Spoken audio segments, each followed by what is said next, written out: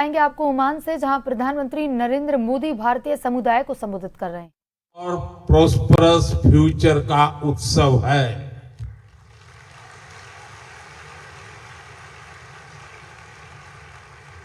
भारत और ओमान के बीच शताब्दियों से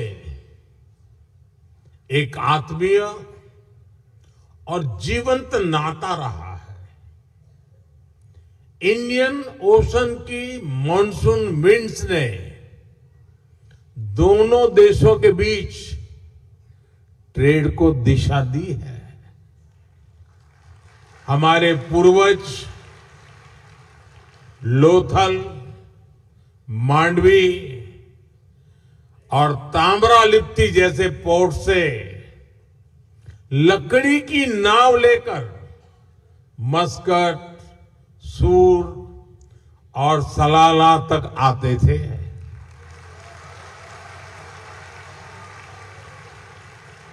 और साथियों, मुझे खुशी है कि मांडवी टू मस्कट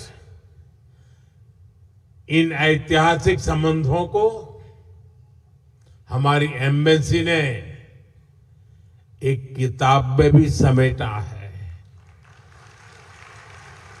मैं चाहूंगा कि यहां रहने वाला हर साथी, हर नौजवान इसको पढ़े और अपने ओमानी दोस्तों को भी एक गिफ्ट करे।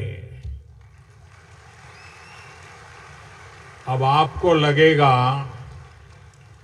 कि स्कूल में भी मास्टर जी होमवर्क देते हैं और इधर मोदी जी ने भी आप करके होमवर्क दे दिया।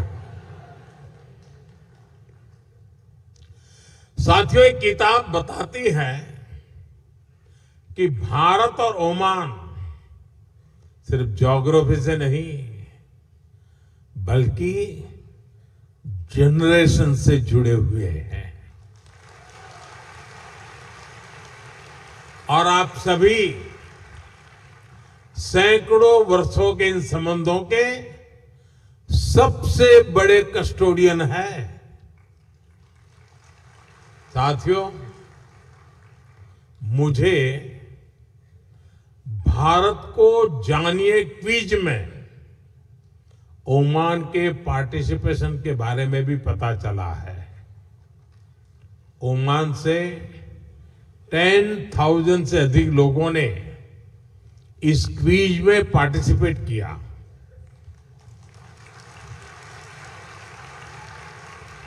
ओमान ग्लोबली 4th पोजीशन पर रहा है।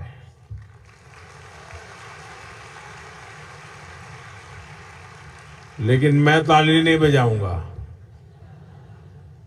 अरे ओमान तो नंबर 1 पे होना चाहिए।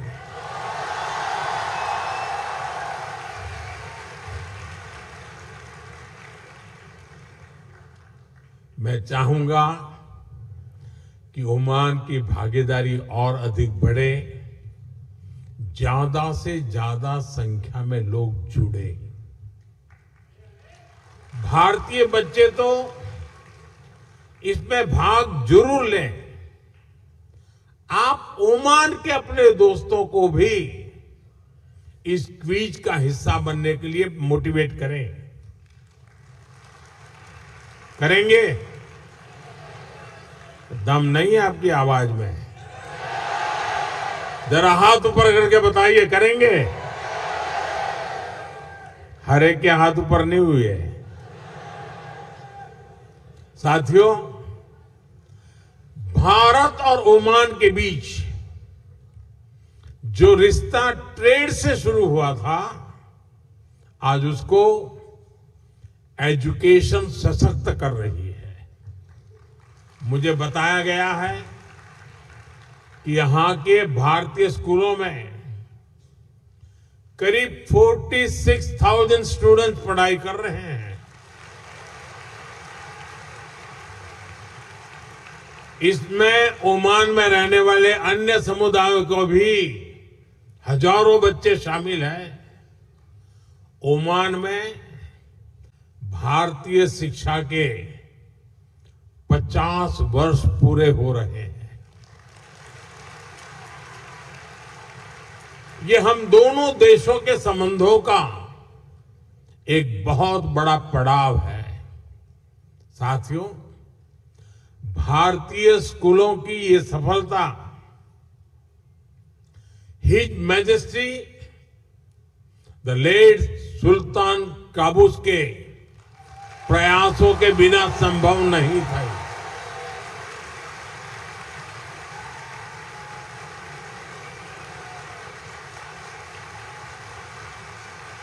उन्होंने इंडियन स्कूल मस्कत सहित अनेक भारतीय स्कूलों के लिए जमीन दी और जरूरी मदद की। इस परंपरा को हिज मैजेस्टी सुल्तान हैथम ने आगे बढ़ाया।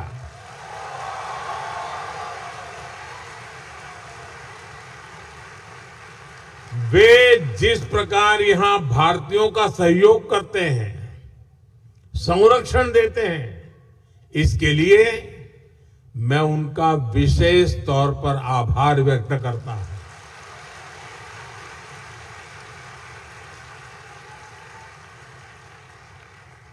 साथियों, आप सभी परीक्षा पे चर्चा कार्यक्रम से भी परिचित हैं। यहां ओमान से काफी सारे बच्चे भी इस प्रोग्राम से जुड़ते हैं। मुझे यकीन है कि यह चर्चा आपके काम आती होगी। पेरेंट्स हो या स्टूडेंट्स, सभी को स्ट्रेस फ्री तरीके से एग्जाम देने में हमारी बातचीत बहुत मदद करती है। साथियों, ओमान में रहने वाले भारतीय अक्सर भारत आते जाते रहते हैं। आप भारत की हर घटना से अपडेट रहते हैं, सिर्फ फिल्में नहीं, मूवी नहीं।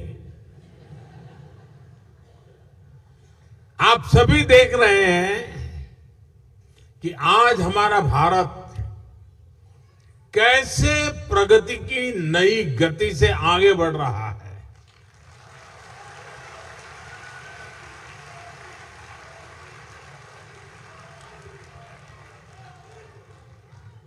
भारत की गति हमारे इरादों में दिख रही है, हमारी परफॉर्मेंस में नजर आती है।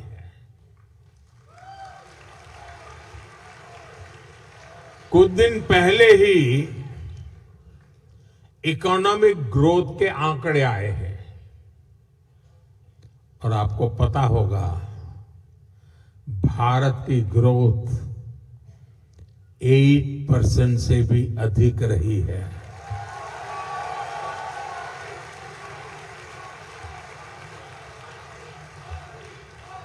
यानी भारत लगातार दुनिया की फास्टेस्ट ग्रोइंग मेजर इकोनॉमी बना हुआ है। और ये तब हुआ है जब पूरी दुनिया चुनौतियों से घिरी हुई है। दुनिया की बड़ी बड़ी इकोनॉमीज कुछ ही % ग्रोथ अचीव करने के लिए तरस गई है, तरस। लेकिन भारत लगातार हाई ग्रोथ के पथ पे चल रहा है। ये दिखाता है कि भारत का सामर्थ्य आज क्या है। साथियों, भारत आज हर सेक्टर में, हर मोर्चे पर अभूतपूर्व गति के साथ काम कर रहा है। मैं आज आपको बीते 11 साल के आंकड़े देता हूं। आपको भी सुनकर गर्व होगा ना? सच में होगा।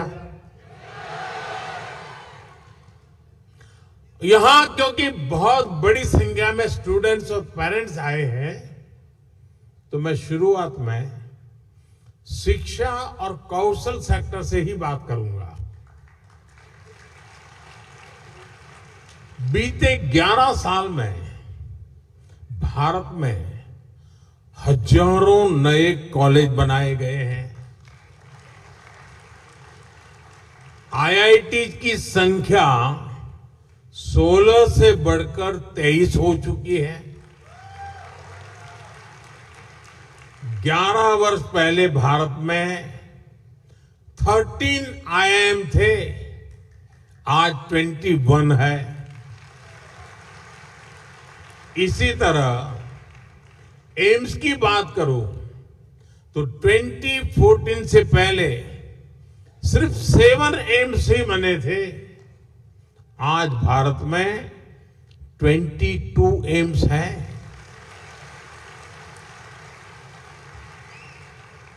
मेडिकल कॉलेज 400 से भी कम थे, आज भारत में करीब 800 मेडिकल कॉलेज है।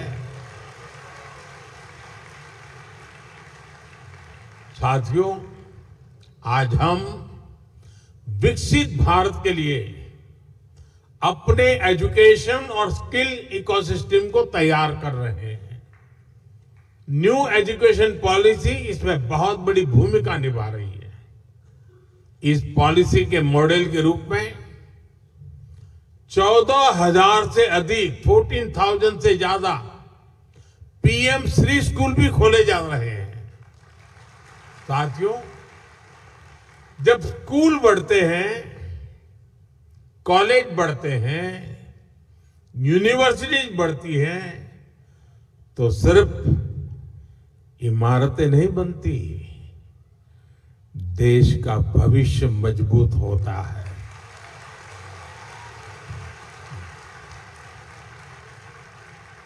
साथियों, भारत के विकास की स्पीड और स्केल शिक्षा के साथ ही अन्य क्षेत्रों में भी दिखती है। बीते 11 वर्षों में हमारी solar energy installed capacity 30 time बढ़ी है, 30 गुना बढ़ी है। सोलर मॉड्यूल मैन्युफैक्चरिंग 10 गुना बढ़ी है, 10 टाइम।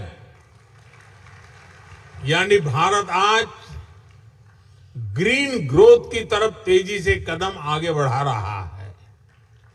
आज भारत दुनिया का सबसे बड़ा फिनटेक इकोसिस्टम है। दुनिया का दूसरा सबसे बड़ा स्टील प्रोड्यूसर है,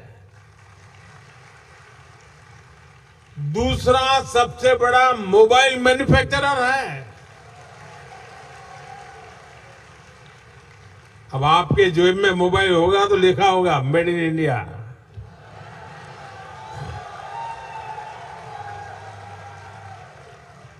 साथियों, आज जो भी भारत आता है तो हमारे आधुनिक इंफ्रास्ट्रक्चर को देखकर हैरान रह जाता है।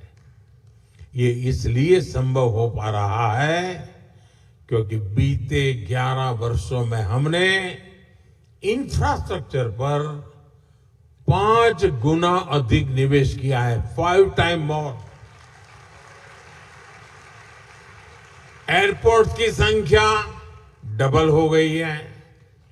आज हर रोज पहले की तुलना में डबल स्पीड से हाईवे बन रहे हैं, तेज गति से रेल लाइन बिछ रही है, रेलवे का इलेक्ट्रिफिकेशन हो रहा है।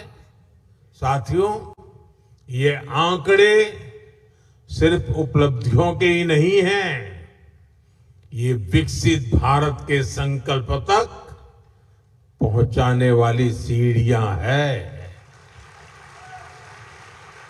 21वीं सदी का भारत बड़े फैसले लेता है, तेजी से निर्णय लेता है, बड़े लक्ष्यों के साथ आगे बढ़ता है और एक तय टाइमलाइन पर रिजल्ट लाकर ही दम लेता है। साथियों, मैं आपको गर्व की एक और बात बताता हूं। आज भारत दुनिया का सबसे बड़ा डिजिटल पब्लिक इंफ्रास्ट्रक्चर बना रहा है।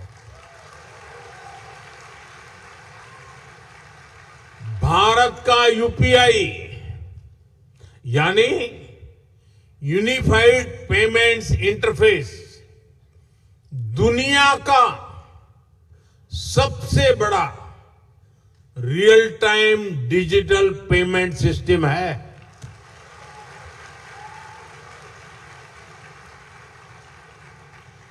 आपको यह बताने के लिए कि इस पेमेंट सिस्टम का स्केल क्या है, मैं एक छोटा सा एग्जांपल देता हूं।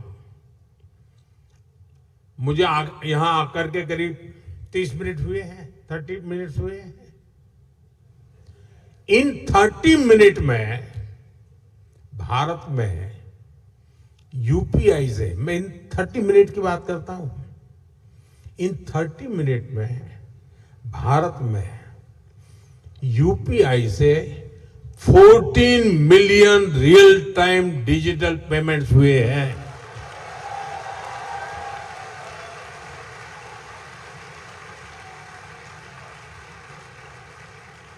इन ट्रांजैक्शन की टोटल वैल्यू 20 बिलियन रुपीज है, उससे भी ज्यादा है। भारत में बड़े से बड़े शोरूम से लेकर एक छोटे से वेंडर तक सब इस पेमेंट सिस्टम से जुड़े हुए हैं। साथियों, यहां इतने सारे स्टूडेंट्स हैं, मैं आपको एक और दिलचस्प उदाहरण दूंगा। भारत के डिजी लॉकर की आधुनिक व्यवस्था बनाई है। भारत में बोर्ड के एग्जाम होते हैं तो मार्कशीट सीधी बच्चों के डिजी लॉकर अकाउंट में आ जाती है। जन्म से लेकर बुढ़ापे तक जो भी डॉक्यूमेंट सरकार जनरेट करती है वो डिजी लॉकर में रखा जा सकता है। ऐसे बहुत सारे डिजिटल सिस्टम आज भारत में ईज ऑफ लिविंग सुनिश्चित कर रहे हैं। साथियों, भारत के चंद्रयान का कमाल भी आप सभी ने देखा है।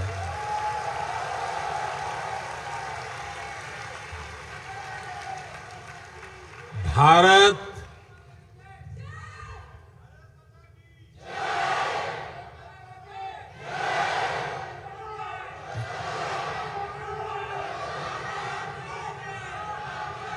साथियों, भारत दुनिया का पहला ऐसा देश है जो मून के साउथ पोल तक पहुंचा है।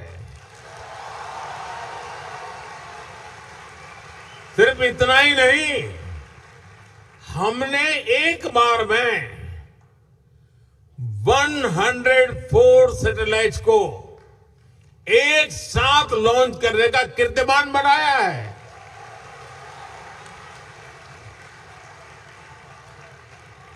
अब भारत अपने गगनयान से पहला ह्यूमन स्पेस मिशन भी भेजने जा रहा है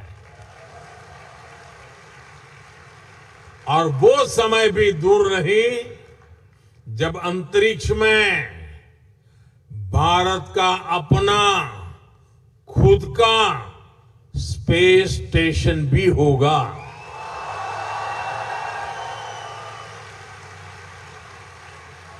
साथियों, भारत का स्पेस प्रोग्राम सिर्फ अपने तक सीमित नहीं है। हम ओमान की स्पेस एस्पिरेशंस को भी सपोर्ट कर रहे हैं।